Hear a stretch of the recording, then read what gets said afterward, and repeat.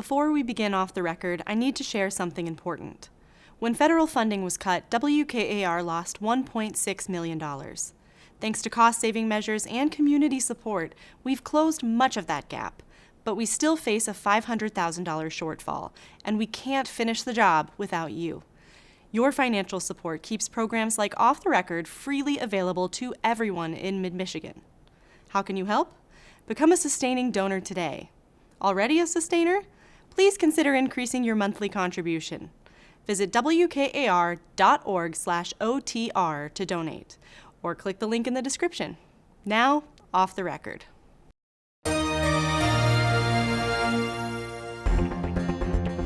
The year 2025 is headed for the history books, and you're headed for a correspondence edition of OTR on what happened to you and for you in this past year. So sit in with us as we get the inside out, Off the Record. Production of Off the Record is made possible in part by Bellwether Public Relations, a full-service strategic communications agency partnering with clients through public relations, digital marketing, and issue advocacy. Learn more at bellwetherpr.com. And now, this edition of Off the Record with Tim Skubic. Well, guess what? The year is almost over. We got a week or so to go. I want to hear around the table. Chuck, let's start with you. The lead story of 2025. Mary Sheffield elected Detroit's first female mayor. Okay. Maybe not so much a story as a through line. Matt Hall's rise to power in Lansing and the show that he has put on ever since. I mean, it's somewhat his legislature. We're all kind of living in it at this point. The governor's relationship with President Trump. Yeah. House Speaker Hall dominates Capitol politics all year. Do you agree with that, Chuck? Yeah, I do agree with that. And a close second for me was going to be the Whitmer-Hall find common ground, but sometimes controversial. Let's look at the relationship. And Beth, yeah, I tend to agree with you on that. We sat down on the interview at the House last year, okay, and she said, "Yeah, I'm going to meet with." She was the back channel. She's the one who started it. I thought she had somebody in Washington who would open the door, but she sat down just after the inauguration and wrote a letter to him in hand, put her cell phone number in. It says, "Congratulations on winning, and let's work together." And the rest is history. Well, that makes sense, Tim. Do you think Donald Trump's going to write her and say, "Can't we get along, Gretchen"? Well, he basically said. But to Bill's point, I mean, it's only ever been advantageous for her. Whether or not you agree with the fact that she has done this, she has to represent everybody across Michigan and what Michigan stands to gain or lose in any given federal presidential, just, you know what I'm saying. Basically, the concept of her not trying to make nice with him, I don't know why that's somewhat surprising to anybody. We stood more to lose if we had just from the jump put our foot down and said we're not interested in anything. This was a no-brainer. This was a no-brainer. Yeah, but you gotta remember, she also had been on the other Why side. are you laughing? But stop and think about it. During COVID, she had her fights with Donald Trump, so she knew what that was going to be about. And in her last term, I think you're absolutely right. She sized up everything. She said, Republican in the White House, Republican Speaker of the House, let me go in here and try to find common ground so that we can get things done for Michigan, at least those things that she was most interested in doing, and that was roads and education. Well, I think another interesting element of it is kind of Selfridge. Selfridge was a big get. But from the start, I think it was a little bit shocking for people who had lived through the COVID pandemic to see her making nice with the president. I think also what's been interesting to follow is how, other Democrats have reacted and veiled comments they've made about that relationship. Veiled? Maybe not so veiled. Who was the person who said, without naming names, "You'll live to regret this"? Remember what her name was? I'm Dana Nessel. Yes. Yeah. Well, Dana Nessel. And on that note, I think what is interesting, if you look at the lawsuits that Dana Nessel has filed against Trump, or joined, with multiple states, the first half of the year, they were largely just Nessel without Whitmer signing on. In July was basically a line of demarcation where she started joining these suits, the governor. So I do think, she is developing a firmer stance on Trump, responding to some of what he's doing. But there was something that switched halfway through the year, too, that caused her to kind of step up about this. Well, you're right. Progressive Democrats were slightly ajar with her doing this. Yeah, How dare you? It probably hurts her nationally if she really does have aspirations in that direction. No, the progressive side, I know you don't think she's going to run for president, but I'm just saying the fact that she'd play footsie with Trump and with Matt Hall, I mean, the signal to progressive Democrats or the mainstream Democratic Party is not what they want to see in a potential new president. I agree with that, but I think she has to also look big picture, and she has to keep her options open. I agree with you.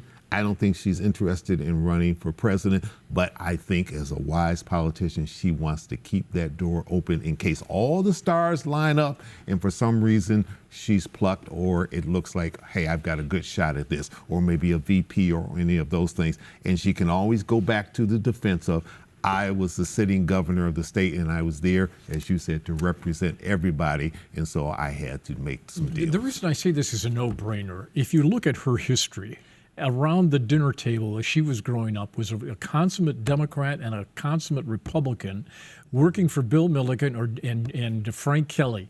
The conversations at those tables, okay, besides her not doing well in school, okay, which is another story, okay, of her robust social life, this is how you play the game.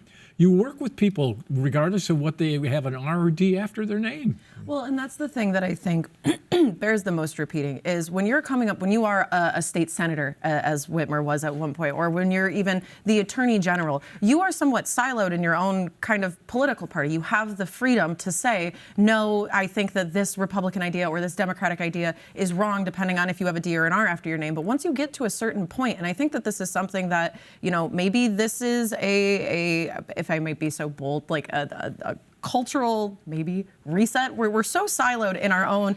If I'm a Republican, I can only do Republican things. We saw that case in point with Matt Hall having very terse words for Republicans who've been fighting to get work projects back in the budget. I believe Republican budget traitor was what he called one Republican. But here's the thing, John DeMoose represents many people across his district. Governor Whitmer represents many people across Michigan. If you really want to be a politician who politics for your people, if you have sort of the right heart, I suppose, if I may be so, I don't know, flowery about that, you have to represent everybody. And I know that's a tough pill to swallow, whether you are a staunchly MAGA Republican or a ultra progressive Democrat, but the higher up you get on that food chain, the more you have to represent everybody, not just the people who helped get you there. So how did Matt Hall pull this thing off? How did he become dictator? Well, small d. He's kind of a Trump 2.0 in Michigan. He's a disruptor. He pushes the envelope constantly. He doesn't care about lobbyists? No, I mean, look, he's going to do his thing. And first of all, look at all the press conferences, which you all went to, you know? I mean, there's got to be one going on right now. They were incessant. It started 24 hours. They're going to serve lunch. And he kind of just marginalized Majority Leader Winnie Brinks in the Senate. I mean, he made it all about him and Gretchen Whitmer, and what a great relationship they had. And we can work together. And he kind of just said, Senate Democrats and Winnie Brinks are kind of irrelevant. He didn't even think they needed to be involved in the discussions that he was having. I was struck by the fact that I think you can make an argument that Speaker Hall is closer in touch with the average person and what the average person is dealing with right now in terms of economy.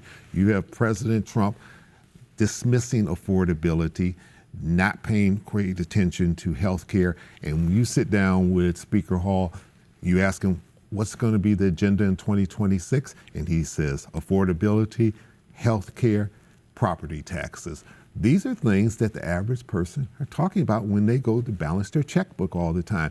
And I think he has put himself in touch with that. He doesn't trash the president, but he makes it very clear what his agenda is going to be, which is a little different than what the president's agenda has been. Well, and the Democrats are figuring that out as well, because the polling data suggested that last cycle they were running on all these social issues, and there's nothing wrong with social issues, except they get the votes to get you over the line to win. It cost them the election in 2024. Now they've gotten the message. So I think that's the image he'd like to project.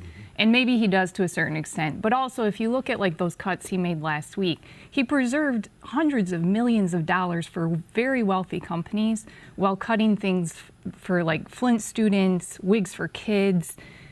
There were a lot of like low-level items that he cut while preserving those. So I do think you kind of have to read into the details a little more. The other thing I think is that, you know, we might need more transportation funding at the end of the day because of all the bridges he's burned.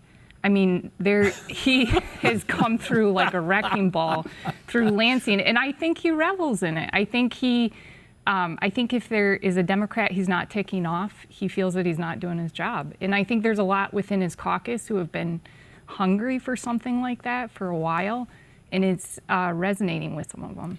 And I agree with Beth, and I happen to think that some of the wins that he's been able to pull off are also somewhat the result of Democrats' unenforced errors. So, for instance, we talk about minimum wage and sick leave. We had a huge fight over that at the top of the year. Democrats had every ability to put that to bed while they still had a trifecta and chose not to. They handed that ball off to Republicans, giving them the ability to have some kind of leverage. You think back to the Democratic trifecta when they completely shut out the Republican caucus in the House to the point where the House Republicans walked out.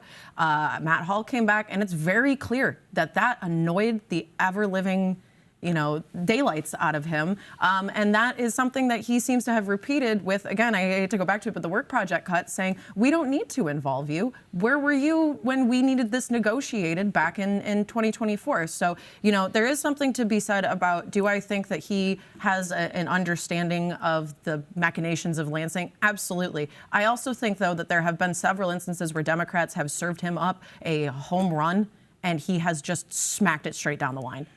Well, we spent a lot of time around this table during the past year talking about the government shutdown, and the consensus that I got from all the colleagues that sat in those chairs was this was probably going to happen. I don't think he ever wanted the government to be shut down. Do any of you? Hall? I don't think he necessarily would have cared that much, frankly. No, I really don't. He kept saying it's not going to shut down. Well, in fact, technically 2 hours it was shut down.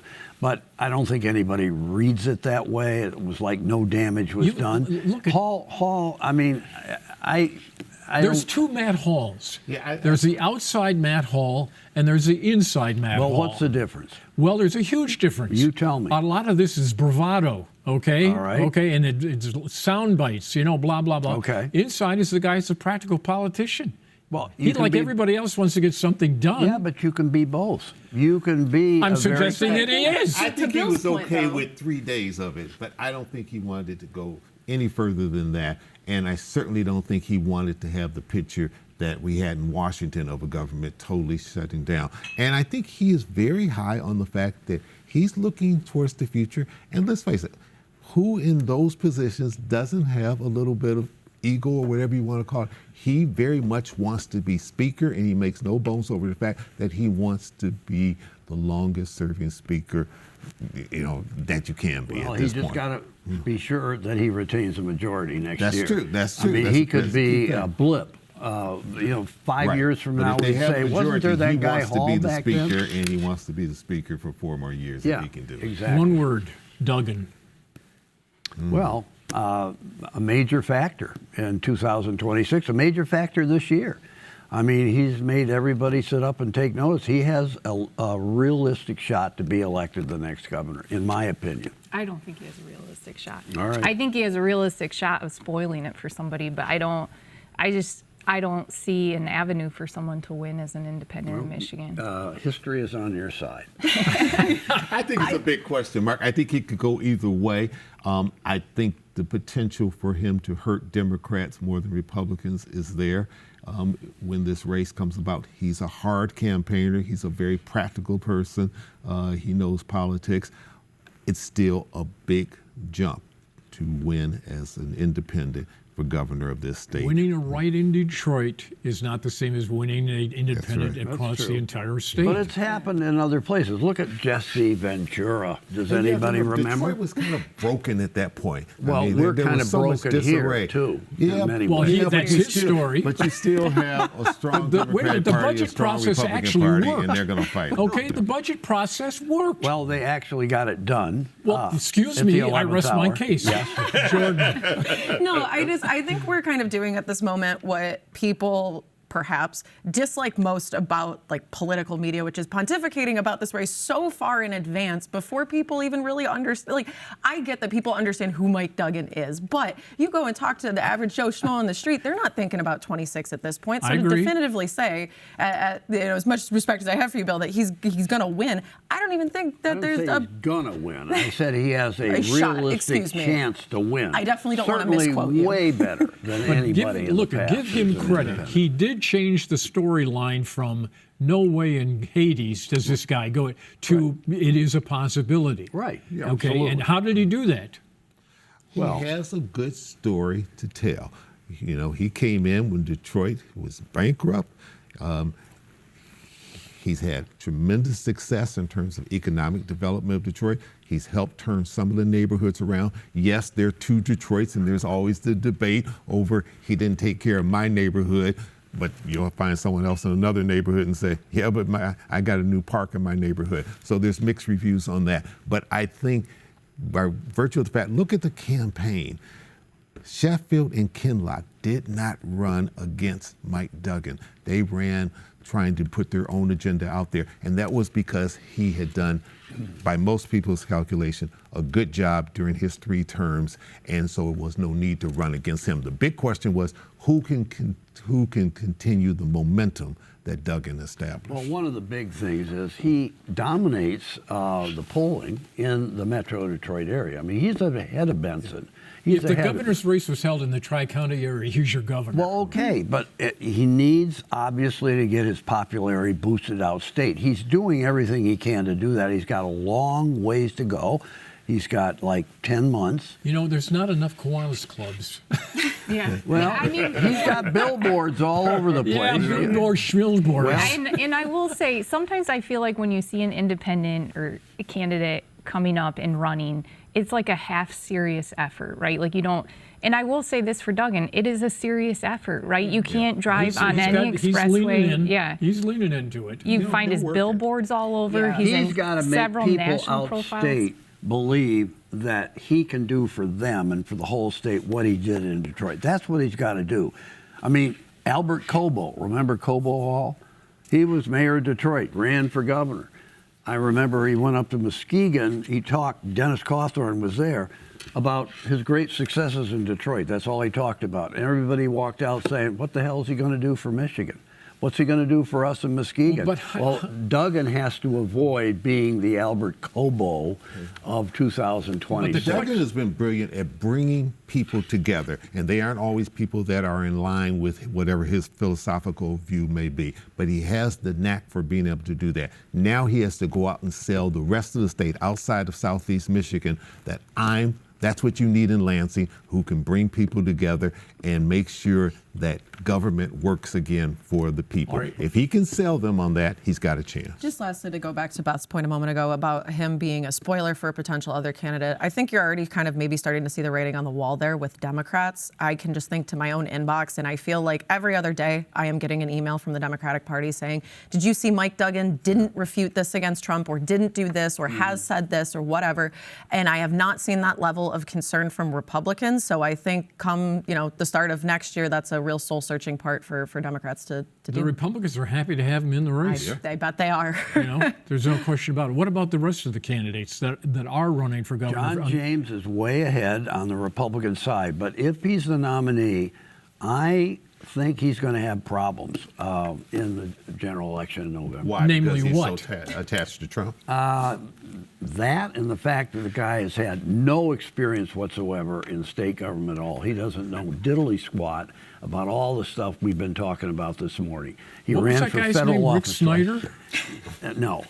Look, I don't want to use the word diddly squat in connection to with all due respect to the former governor. Yeah. Okay, but I mean, he was a little wet behind the ears. 2010, and he'll tell you that. In 2010, you could have been a yellow dog and you would have been elected if you were a Republican. Okay? So they could have run you for governor then. Even I could have won. So I'm just saying, honestly, it's a tough road to hoe, and I just think James is not up to speed. Maybe help me figure out this one, Bill, because this is something that I've been trying to kick around. I don't understand why the party's even allowing him to throw his name back in for a third time when he's lost 2 state-level races before. The party? The well, party I mean, doesn't not the party, dictate that. but like more so of just like, somebody grab him off to the side and say, hey, man, this is not Somebody named Donald Trump did it with him standing in the same room, and he still did it. Right. And so, like, this is where my confusion is then why are we still talking about him? If they're of the quote, I don't want to say like the head, but Donald Trump has obviously a lot of sway in the Republican Party. And if you even have someone like Donald Trump looking at John James and saying, no, why are you running? You just got here. You haven't won any statewide elections before. Look, I agree So you're with saying you. That's he's totally ready in the toaster will pop up. Exactly. And that's where my concern of saying, like, well, he's the front runner. Many people are saying that, like, for the Republican nomination, he might be the guy. If I'm a Republican, does that not make you scared? Yeah. Yes, I think it makes a lot of Republicans scared. Look, it's just the fact he is ahead in the polls based on name ID. I mean, he just got huge name ID compared to Eric Nesbitt. Who the hell knows who Eric Nesbitt is? Or Fair. even Tom Leonard. Or Mike Cox is actually second in the most recent poll, and that makes sense because he served 2 terms as Attorney General statewide. But honestly, James is kind of just running on fumes right now. And I just think it can't last until August 4th, in my opinion. I think you're right. I just think there's going to be something that's happened. He's stiffing the party organization. He doesn't show up for debates. He's not even campaigning. Right. And yet he's showing an arrogance about, get off my back, I'm running, and you can't stop me, I'm way ahead in the polls. And I think he's reached the point of no return in terms of saying, oh, yeah, guess what, I've had second thoughts. I think I'm going to go back and try and hold my congressional seat.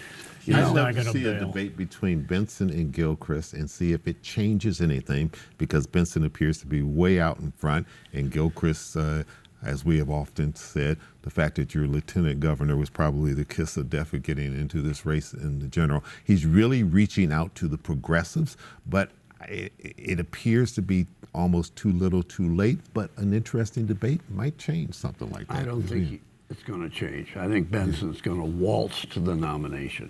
So how do the D's bring Duggan down or John James down? First of all, Mr. Trump is not going to endorse if this, good question. He's not going to endorse John James, and he better be James better be sure he's not going to endorse somebody else. Well, that's the problem. Yeah, that's the problem. So that's the problem. But look, Duggan is a totally different situation, and how he reacts to what's been going on in Lansing and to Matt Hall and everything else, I think that's an important point going forward. U.S. Senate race. Mike Rogers way out ahead for the Republican nomination. Got rid of Huizinga the other day. Yeah. Well, he's running for re-election, but he took himself out of it a couple of months ago. And on the Democratic side, there is a real battle royal between those 3 candidates. That is the premier. If you want one of these, let's go toe-to-toe, head-to-head. That's the game, Haley guys. Stevens, Mallory McMorrow, and Abdul El Sayed. Oh, and there's not a shrinking violet in that group. And that's, I think I would snooze through a Benson Gilchrist debate. I think I would tune in for the Senate debate. I'm going to be honest. Yeah, I think, no, you're right. I think that gets to the underlying Betsy, you're going to get letters on that. I think that gets to the underlying point, though, of the issue at hand, which is that, we're looking at the governor's race. It is, to Beth's point, like kind of a snoozer at this, outside of Duggan. You look at the candidates and you're like, I'm uninspired. You look at the U.S. Senate candidates, and it's like, okay, now that's a debate I want to watch. That's a fight I want to see happen. And I'm curious, then whoever emerges the victor out of, Stevens, McMorrow, and El Sayed, that kind of sets the tone. Who are we going to have in the Senate, and what are we seeing from Democratic voters, if they're the ones who pull through, in terms of the issues and the people that they're willing to back the most? I just got an email last week from the El Sayed. He's ready to come back and do Off the Record. I bet you he was here about 4 months ago. Okay. Yeah, no, absolutely. He's fearless. He'll talk anywhere about anything, and all three are raising big money, and they're fairly close in all the polls that have been taken. El Sayed runs third. What's the issue in that race? All three are very articulate candidates who are good talkers and good debaters, and it would be a fascinating debate. What's the issue in that debate? In that race? I think it gets back to the economy, affordability, and our democracy. I think that's going to be something that they're going to deal with. I think affordability should be the issue. I don't know that it's necessarily become the issue yet. Among those three, El Sayed is the most progressive by far. Okay, McMorrow's kind of in the middle, and Stevens has kind of positioned herself as the more moderate type of Democrat, and she's got the establishment in Washington behind her.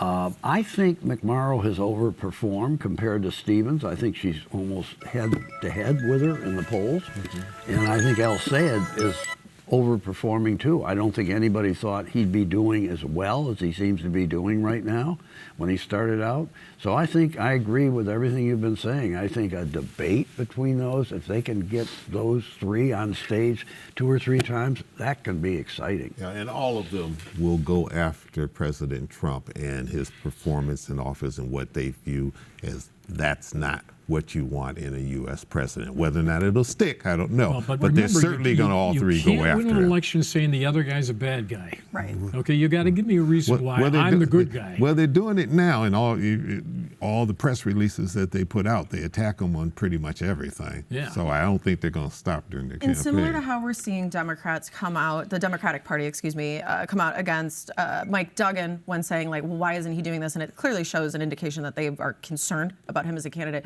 You're starting to see the Michigan Republican Party come out against all three of them, calling them Michigan's Mamdanis, a reference to Zohran Mamdani out in New York, which is frankly astonishing. That is just a wild accusation. Not in this current there, climate, it's not. Oh, exactly. But so to that point, though, I think you see there the fear and over that race and what's going to happen. We have filled another half hour. Isn't it amazing? Week in and week out. How do they do it?